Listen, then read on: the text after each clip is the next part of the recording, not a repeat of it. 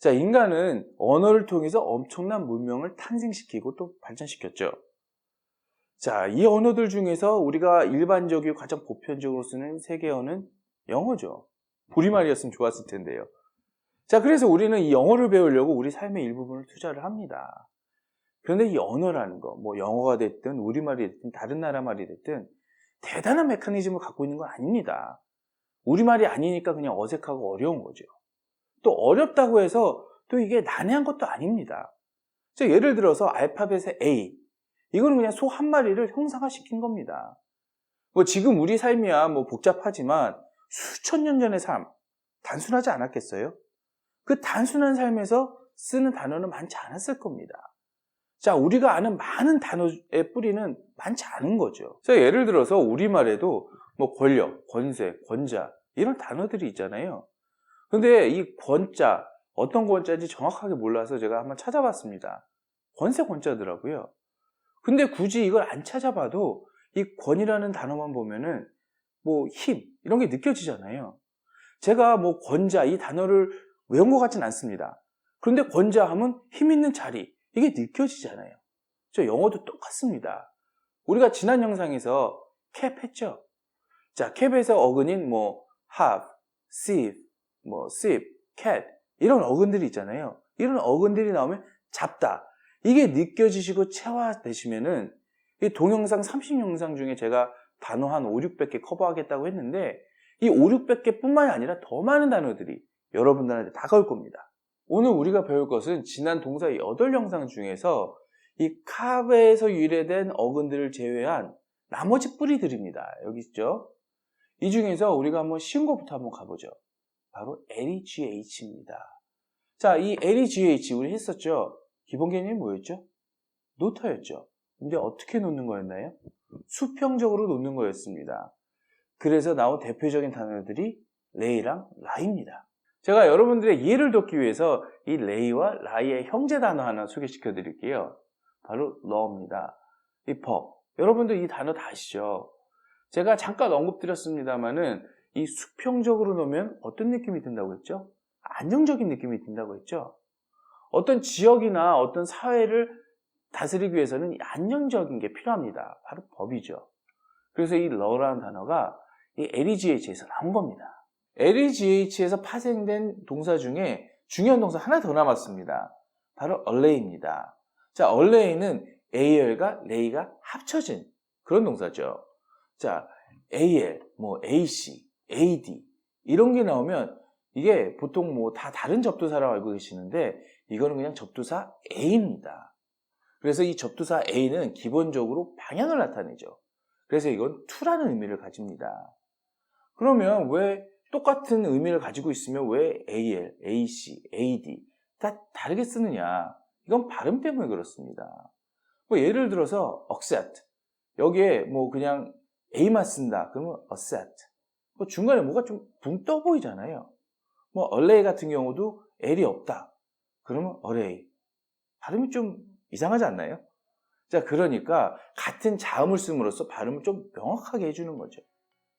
또 여러분들이 갖는 오해 중에 하나가 AC는 to라는 의미를 가지고 있는데 AL은 down이라는 의미를 가지고 있다. 이렇게들 많이 알고 계십니다. 그런데 이 AL이 down이라는 의미 전에 to라는 의미가 있었죠. 자, 그냥 lay 무슨 뜻이죠? 놓다죠. 보통 일반적으로 어떻게 놓나요? 밑으로 놓는 거죠. 그러니까 AL을 down이라고 많이 생각하시는 겁니다. 근데 밑에 방향으로 놓는 겁니다. 자, 그럼 단어로 돌아와서 allay 그러니까 밑으로 놓는 거죠. 그럼 어떤 느낌이 드나요? 가라앉는 느낌이 들죠. 그래서 allay는 가라앉히다 이런 뜻이 되는 겁니다. 그럼 allay는 어디에 많이 사용될까요? 감정과 함께 많이 사용되는데요. 뭐 예를 들면은 allay your anger 뭐 화를 가라앉히다, 화를 가라앉혀 이런 의미가 되겠죠. 뭐 allay your fear 그러면 뭐 두려움을 가라앉혀. 뭐 또 allay your doubt 그러면 의심을 좀 가라앉혀 이런 의미가 되는 겁니다. LEGH에서 파생된 이 세 단어, 이 세 동사 lay, lie, allay 유용한 동사들이니까요 꼭 체화하시기 바랍니다. 다음은 SED라는 어근입니다. 자, SED 어근 기본 개념이 뭐였죠? 앉다였죠. 자, 참 기본 단어인데 그 먼 옛날에도 이 안따라는 단어가 필요했을 거고 또 여기서 놓다라는 의미까지 확장된다고 했죠. 자, 여기서 나온 두 가지 중요한 단어 있었는데 뭐였죠? sit과 sit입니다. 앉거나 앉히거나. 그리고 또 어떤 단어가 나왔다고 그랬죠? set이죠. set은 앉혀서 놓다입니다. 기본 개념이 놓다인데 앉혀서 놓는 겁니다. 그러니까 어떤 느낌 훨씬 강하죠? 수직적 느낌이 훨씬 강합니다. 자, 이걸 앉혀서 놓으니까 어떻게 놔야 되죠? 정확하게 놔야 되죠. 삐뚤게 놓으면 쓰러질 수 있잖아요. 그러니까 정확하게 놓다. 이 의미까지 우리가 확장될 수 있다고 지난번 8번째 동사 영상에서 배워봤습니다. 여러분들이 이 set에서 알아두셔야 할 단어들이 있는데요. 자, 우선은 be set입니다. 자, be set 하니까 be와 set이 합쳐진 거죠. 그런데 여기서 be를 비동사로 많이 알고 계시는 분들이 있습니다. 근데 이걸 비동사로 알면은 이 단어 절대 해석도 안 되고 잘 외워지지도 않습니다. 여기서의 be는 전치사 by입니다. 자, 이렇게 be와 합쳐진 복합 단어들이 있는데 대부분 이거는 비동사가 아닌 전치사 by입니다. 뭐 예를 들어서 beside, become 이것도 다 전치사 by거든요. 자, 그러면 be set 한번 볼까요? 자, 제가 be는 전치사 by라고 했습니다. 그래서 by와 set이 합쳐진 거죠. by의 전치사 어떤 기본 개념을 갖고 있죠? 힘의 전치사였죠. 그러니까 힘으로 놓는 겁니다. 그러니까 뭐 사람을 힘으로 놓게 되면 이 당하는 사람은 시달리게 되죠. 그리고 행하는 사람은요, 괴롭히는 겁니다. 그래서 beset은 괴롭히다가 되는 겁니다. 또 다른 단어는 inset이 있습니다. inset, 여러분들 쉽게 이해 가시죠? 자, 뜻을 먼저 말씀드릴게요. 이건 끼워 넣다입니다. 자, 이거는 여러분들이 아주 쉽게 이해 가실 것 같은데 뭐 in이 무슨 전치사였죠? 선 안의 전치사잖아요. 그러니까 이건 끼워 넣다죠. 자, 여러분 이제 이 SED에서 나온 단어들 어느 정도 이해 가시죠? 여러분, 그런데 이 SED에서 발전을 해서 또 다른 어근이 하나 나옵니다. 바로 SES, S-E-S-S. 이 어근인데요. 보통 단어에 이 SESS가 나오면 안따라는 느낌을 여러분들이 가지셔야 됩니다. 여기서 여러분들이 알아두셔야 할 단어는 딱 두 가지입니다. assess와 obsess입니다. 자, 근데 여러분들 단어 많이 아시잖아요. 그런 분들 중에 assess는 평가하다고 obsess는 집착하다인데 이게 안따라 무슨 상관이야? 이러시는 분들이 분명히 있을 겁니다. 자, 그래서 이게 왜 이런지 아시려면 좀 스토리를 아셔야 되는데 이 두 단어는 라틴어에서 왔습니다. 자, 우선 assess부터 보겠습니다. 자, A는 뭐라고 그랬죠?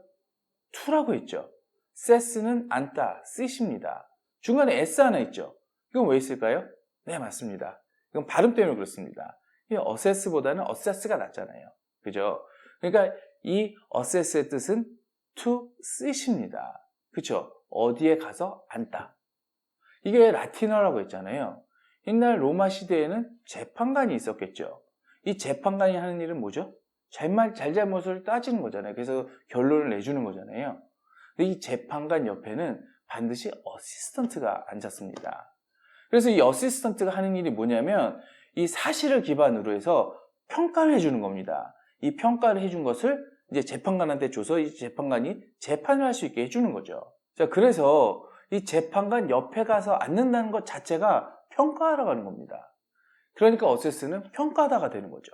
자, 다음은 obsess입니다. 자, 그러면 ob이랑 set랑 합쳐졌죠. 그럼 ob은 뭘까요? ob은 against라는 뜻입니다. 자, 전치사 against.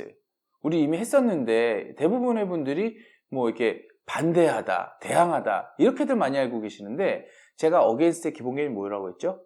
강한 접촉이라고 했습니다. 그러니까 강하게 접촉해서 앉아 있는 겁니다. 서 있지도 않아요. 강하게 딱 붙어서 앉아 있으면 여러분들 집착 느껴지시나요? 그래서 obsess는 집착하다가 되는 겁니다. 여러분, 자, 앞에서 얘기했던 이 언어라는 것 참 별거 아니구나라고 생각을 한다면 쉽게 얻어질 수 있는 것 같아요. 단어가 그냥 관계없이 그냥 만들어졌다. 그럼 설사 모국어를 하더라도 쉽게 안 헤어지겠죠. 다 연결이 되고 층이 쌓이고 또 네트워크가 되니까 수많은 단어들을 알게 되고 또 이 단어들을 수많은 조합을 통해서 말을 하는 거죠. 언어를 구사하는 겁니다. 자, 이게 쉽게 생각하면 별거 아닙니다. 여러분, 이 세단이란 단어 아시죠? 세단 뭐죠? 승용차죠. 세단 그러니까 여러분 벌써 아하 이 SED에서 왔겠구나 하시는 분들 분명히 있을 겁니다. 맞습니다. 이 세단이란 단어 SED에서 왔습니다. 자, 지금이야 이거를 승용차라고 하는데 예전엔 승용차가 없었잖아요. 그러면 뭐를 세단이라고 했을까요? 가마를 세단이라고 했습니다. 의자에다가 봉을 끼워서 이렇게 사람이 드는 이 가마가 세단입니다. 세단, 이건 한국식 발음이죠. 자, 영어식 발음은 sedan. 이게 영어식 발음입니다. 근데 우리 영어 해야 되잖아요. 그럼 어떻게 해야 될까요? A sedan. 이렇게 하면 되겠죠. 자, 다음 단어는 settle입니다.